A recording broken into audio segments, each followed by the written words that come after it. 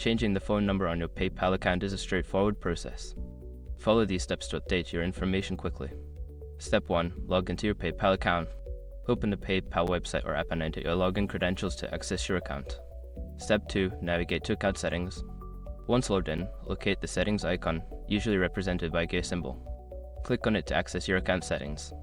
Step 3. Select phone numbers. In the account settings menu, find the section labeled phone numbers.